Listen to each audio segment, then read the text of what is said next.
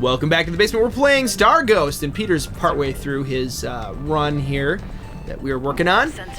Now, we've been learning a lot. We've been getting further and further and further every time. That's sort of how the game works. I mean, I think you can have a bad run games, from time to time, you know? but yeah. I mean, that's sort of how this game has to be, because you have to replay it from the start. It's totally a skill game, when too. You die. I mean, like, Flappy Bird, for example, is totally a skill game, extremely punishing. If you've ever played Flappy Bird, go ahead and tell me your score, your top score down on the bottom. You know, don't lie. That's not, you know, whatever. That's not fun.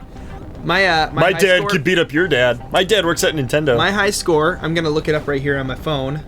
I'm pretty sure it's 46, but I'm going to have to, like, play and die here. Ow, 46? That low score distracted me. I mean, 46 probably isn't relatively low, but I just think it's... You know that Peter is full of it when he says 46 is low. That's all I'm going to say right now. I just think it's... I'm not... 45, sorry, guys, 45. I'm not saying it's a low score. I'm saying that is a low score for an impressive score in a video game. Oh, yeah. Oh, man. If only you knew. I'm going to make you play Flappy Bird. Just like one round. Have you ever played Flappy Bird? Yeah, I played it in an arcade, so I don't know. Oh, really? Yeah. No way, I didn't know it was an arcade game. Oh, interesting. How did you play it in an arcade? It was on an arcade machine. Interesting. Wow. The guy was like, I must have one of the last copies of Flappy Bird on an iPhone, because like you can't download it anymore. That's the guy got oh, you bought something. I think this conversation needs to be a little more monological than dialogical. All right, I'm gonna monologue it.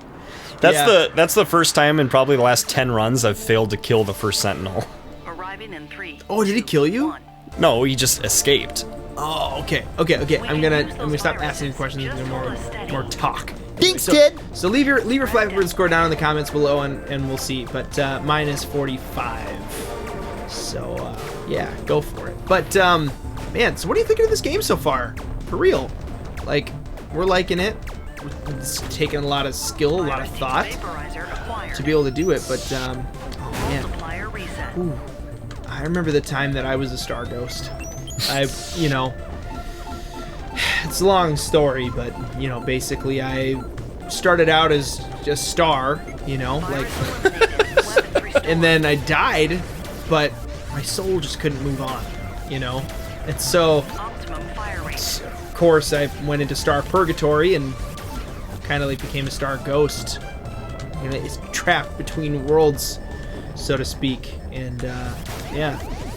I was a Star Ghost for a while, and then, you know, really bad day for me, okay? These 4 dudes showed up, and they had, like, these weird guns that, like, trapped me and stuff, but they were, like, wearing astronaut suits.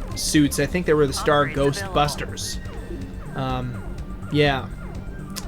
They aren't afraid of no Star Ghost.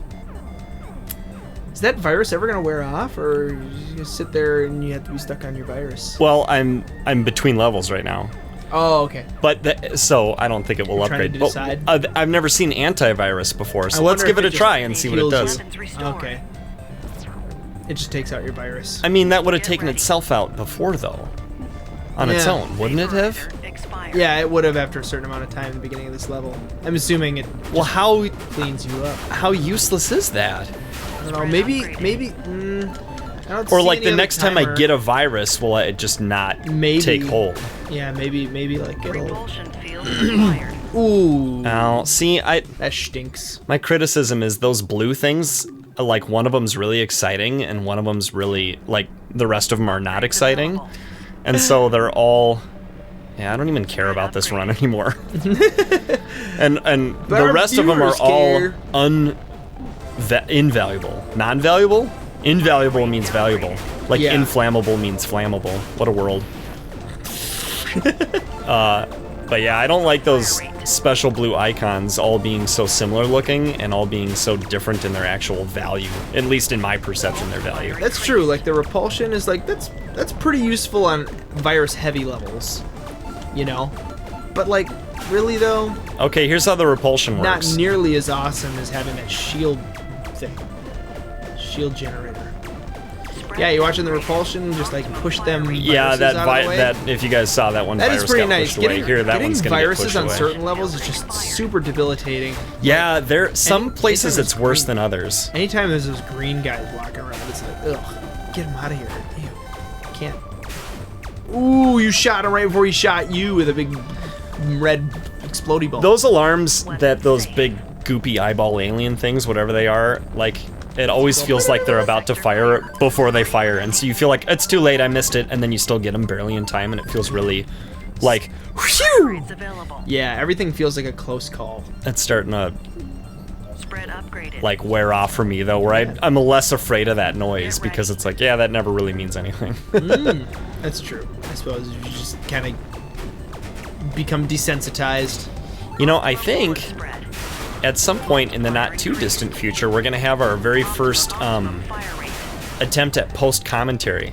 Because I've looked on YouTube for people getting far in this game, and as far as I could tell, we're it. As far as like getting a decent way through this game. Yeah, because a lot of people like go like first look, and they play like 10 minutes of the Or yeah, or like first 11 minutes of gameplay or whatever. But I don't know. It's hard to play and talk, and it's even hard to just play and be in the room with someone else talking. It's true, but Ted's not doing anything wrong. He's my favorite guy to play video games with and laugh and yuck about, but I don't know, we've always done that with different kinds of games. It's true, like a game where it takes a lot of intense concentration is really, really hard, and it's so awesome to have, somebody else to kind of carry some of the commentary and For stuff sure. like that. Like, I can't even imagine Like solo commentating this game. solo commentating this. It would just be so dumb. I mean, maybe, I don't know. Or it would either be super dumb or like totally random. Like I could see somebody like Tobuscus doing it, just because like when he gets really stressed out, he just says like He long just strings blabs of and random blabs and craziness, blabs, yeah. and it turns out pretty funny. Ooh, so there's a term for that, stream of consciousness, and like that's a literary term. Like there are stream of consciousness novels, and I read exactly one of them, and I don't know if it's just not my style or if I hate all books that are stream of consciousness. It was by a fairly famous female author named Virginia Woolf. I think it was Virginia Woolf. called To the Lighthouse. Something about a lighthouse. I've heard about that book. Yeah, I guess it's a fairly like a lot of people have read this book. Whatever. I read it in college. I hated it. Did it even make sense? Was it just like a string of like, basically like a thought? A stream of consciousness Where written they down. just they write and they don't think about what they're doing. They're just writing. No, I mean it wasn't quite that. It just like it was in a lot of novels like there's kind of a narrator voice. Yeah. And in this one it felt like it was an actual like person in the plot.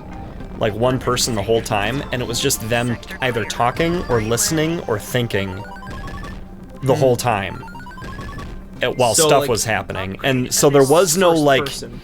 there was no like overhead god mode narrator that sort of knew stuff that the main character, the protagonist, didn't know.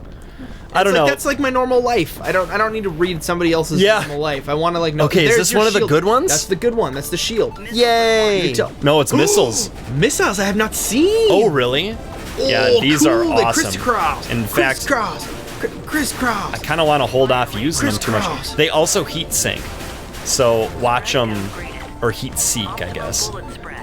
Watch them find enemy targets because it's really kind of awesome. You get to aim a lot less. That's cool. Missile him. Although it doesn't find the front of these things, Oh, that's a bummer. and that's where you have to hit them. Oh, that's amazing. Yeah, it's pretty Okay, nice. so the missiles has the little.